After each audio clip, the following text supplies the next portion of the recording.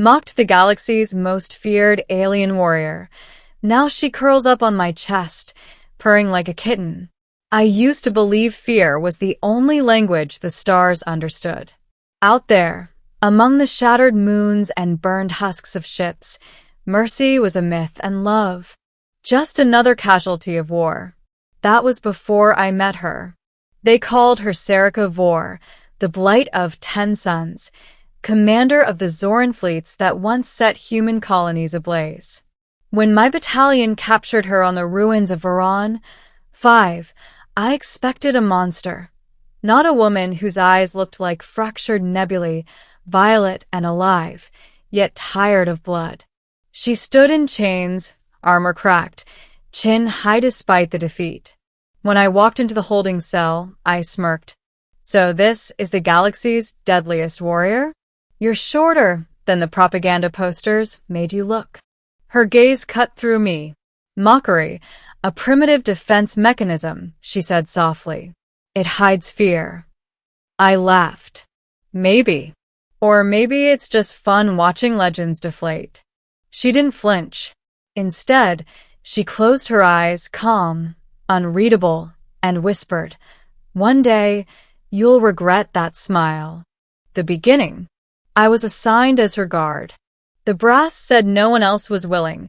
She'd already broken 3 soldiers' arms just trying to remove her cuffs. They wanted someone with restraint. I think they meant someone expendable. Days turned into weeks.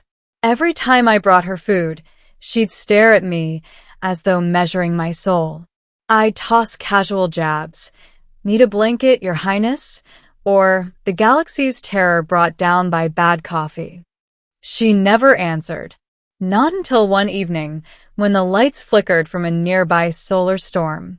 The base shook, alarms wailed, and her cell's barrier flickered off for 2 seconds, just enough for panic to hit. I drew my weapon. She didn't move. Instead, she looked at the sparking lights and whispered, "You humans cage what you don't understand. It's why your empires crumble." Something in her voice wasn't hatred. It was grief. "Why'd you do it?" I asked. "Why burn colonies full of civilians?" She looked up slowly. "You call them colonies. We called them graves. Your terraformers poisoned our birth worlds." I had no answer. The silence stretched, heavy and alive. That night, for the first time, I saw tears shimmer in the eyes of the galaxy's most feared warrior. The middle. Weeks later, High Command ordered her transfer to Titan's Deep, a black site prison where no one came back. Something twisted inside me when I heard. She didn't deserve that. Not anymore. The night before her transport, I found her sitting cross-legged on the cold floor, humming, a strange, soft resonance that made the walls vibrate faintly. "What is that?" I asked. "A song from my people," she said. "It helps me remember who I was before the killing." For a moment, the war dissolved. It was just her and me, 2 broken pieces of different worlds. I took off my coat and placed it over her shoulders. "Keep it. Titan's Deep is colder than this." Her fingers brushed mine. Her skin was warmer than I expected, almost glowing. "Why are you kind to me now, human?" "Maybe I'm tired of hating." She smiled, the faintest curve of her lips. "Careful. Empathy is contagious." That night, everything changed. The alarms blared again. This time, not a storm, but an attack. A rogue human faction calling themselves the Purists had come to wipe out the base and every alien captive inside. I found her cell already half-breached. Plasma bolts burned the air. Without thinking, I unlocked her restraints. She didn't run. Instead, she grabbed a fallen rifle and covered my flank as we fought our way through the smoke and chaos. The deadliest alien in the galaxy, saving my life. When the firing stopped, the base was ash and ruin. We were the only 2 survivors. "Command will blame you for this," she said quietly. I know.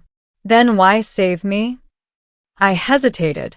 Because you didn't deserve to die in a cage. She stared for a long moment, then nodded. Then I will save you too. We fled into the wastelands of Varan 5, where red sand whispered under twin suns. She built a shelter from wreckage. I scavenged rations from supply pods. For the first time in years, the universe felt small, just the two of us beneath a broken sky. Days became nights filled with quiet conversation. I learned that her people once worshipped the stars themselves, believed every sun had a soul, and to extinguish one was to silence a god. Humanity's mining engines had murdered dozens. She had led her war not for conquest, but revenge. And now she said she was tired. Sometimes, when the nights grew too cold, she'd rest near me by the dying fire. Her species radiated warmth. I pretended it was necessity, but when she curled close, her purring hum wrapped around my heartbeat like music. I never told her, but I'd stopped dreaming of home. The turning point. One morning, I woke to find her staring at the horizon, armor gleaming in the dawn. They will come for us soon, she said. Then we'll run. She shook her head. You don't understand, human. I was not just a soldier. I was a symbol.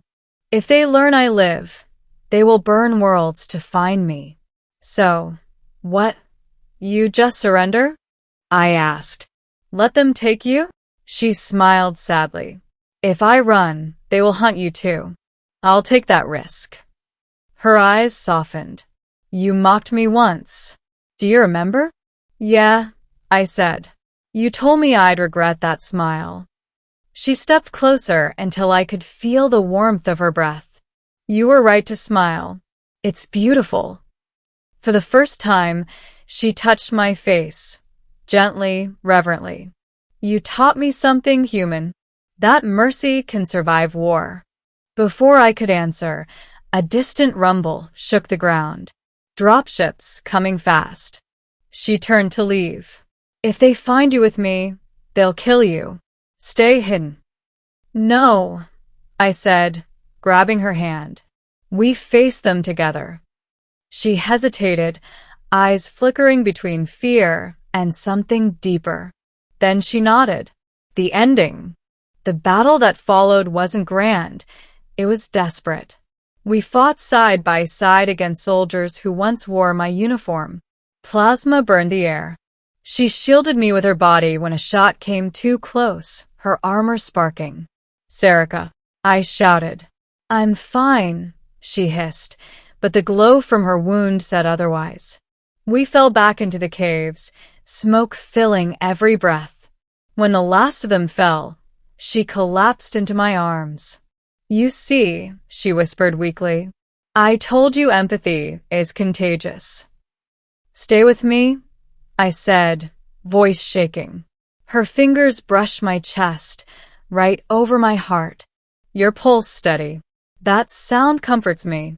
She smiled faintly, and then her body went limp. I screamed her name until the echo broke. They never found us. Weeks later, rescue ships picked up my distress beacon. They said the Zoran warrior's body was gone, only her broken armor left behind. Some believed she crawled into the desert to die. Others said her people retrieved her. I didn't believe either.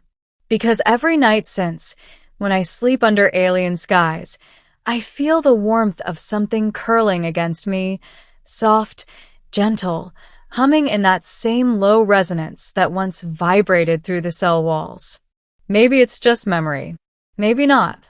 All I know is that the galaxy's most feared warrior, the one I mocked, the one I came to love, still visits me in dreams, resting her head on my chest, purring softly, like she finally found peace. And maybe, in some forgotten corner of the stars, she has.